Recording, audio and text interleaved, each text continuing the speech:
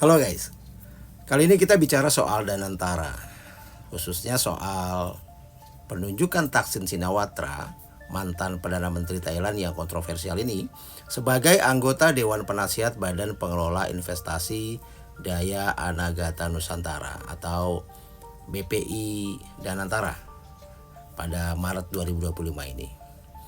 Ini jujur saja sih menimbulkan banyak pertanyaan ya dalam diri saya ya. Karena ya meskipun Thaksin ini punya pengalaman dalam mengelola ekonomi, tapi latar belakangnya yang penuh dengan skandal korupsi dan pelanggaran hukum, tentunya saya rasa langkah ini sangat beresiko dan sangat tidak etis ya. Nah, bicara soal Thaksin, kalau kita lihat sedikit latar belakangnya ya, Thaksin ini kan ya memang salah satu tokoh politik yang berpengaruh lah di Thailand. Dia dikenal sebagai arsitek dari kebijakan populis yang berhasil meningkatkan kesejahteraan masyarakat pedesaan dan juga bahkan mendorong pertumbuhan ekonomi Thailand selama masa jabatannya. Kalau nggak salah 2001 sampai 2006 ya. Nah, kebijakan seperti program kesehatan murah dan subsidi pertanian ini membuatnya populer di kalangan rakyat kecil. Nah, tapi kalau kita lihat di balik kebijakannya, keberhasilannya ini, nah Thaksin ini ternyata juga adalah simbol korupsi tingkat tinggi di Thailand. Nah, tuduhan utama terhadapnya adalah penyalahgunaan kekuasaan untuk keuntungan pribadi, termasuk kasus penjualan saham perusahaannya, perusahaan keluarganya ya, Sin Corporation kepada Temasek Holdings dari Singapura. Nah, transaksi ini dianggap melibatkan manipulasi kebijakan pajak untuk menghindari pembayaran pajak dalam jumlah yang sangat besar. Nah, selain itu, Thaksin ini juga dituduh menggunakan pengaruh politiknya untuk memperkaya diri, keluarga, dan kroni-kroninya.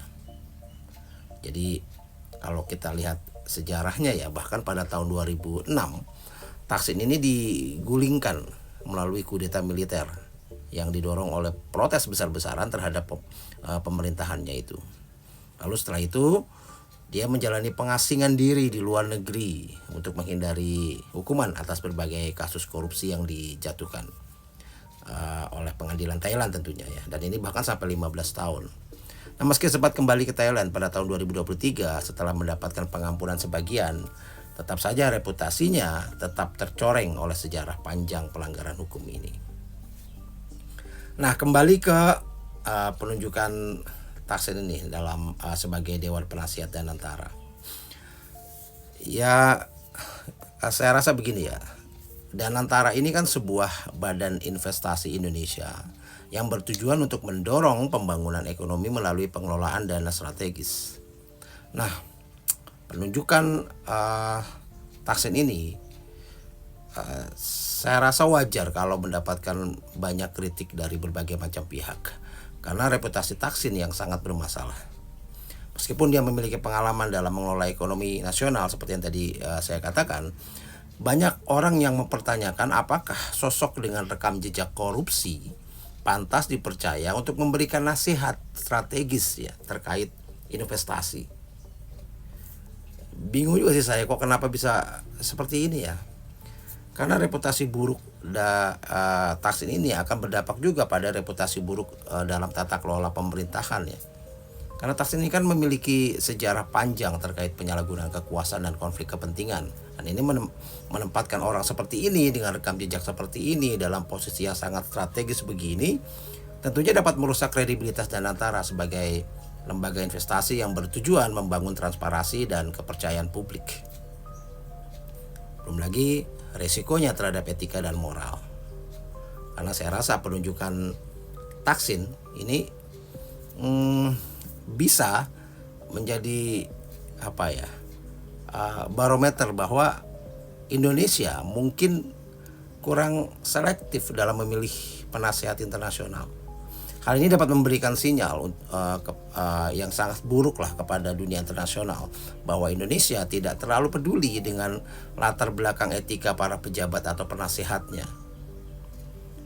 mengingat sejarah Thaksin yang sering menggunakan posisi politik untuk keuntungan pribadi, maka tentunya ada kekhawatiran bahwa dia mungkin saja memanfaatkan posisinya di Danantara ini untuk tujuan yang sama, tujuan serupa. Ini kan bisa menjadi ancaman bagi integritas lembaga Danantara ini sendiri gitu.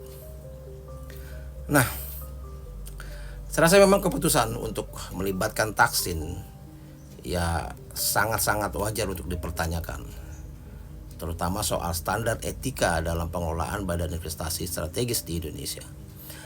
Kenapa gitu ya memilih figur dengan sejarah korupsi ketika banyak tokoh internasional lain yang jauh lebih bersih dan lebih kompeten masih banyak yang tersedia. Nah, apakah keputusan ini hanya didasarkan pada popularitas tambah besar Thaksin atau ada alasan lainnya? Ya, saya nggak ngerti juga. Tapi saya rasa ini harus mempertimbangkan dampak jangka panjang terhadap reputasi Danantara ini. Kalau kita bicara dalam konteks global ya, penunjukan Thaksin ini dapat dilihat sebagai langkah mundur bagi Indonesia dalam upayanya membangun citra sebagai negara dengan tata kelola pemerintahan yang baik. Saya rasa banyak aktivis juga yang mengkritisi soal ini ya, aktivis anti korupsi gitu ya, yang menyebutkan bahwa langkah ini sebagai bentuk normalisasi korupsi. Karena seolah-olah rekam jejak buruk tidak lagi menjadi hambatan untuk menduduki posisi penting di negeri kita ini. Salam.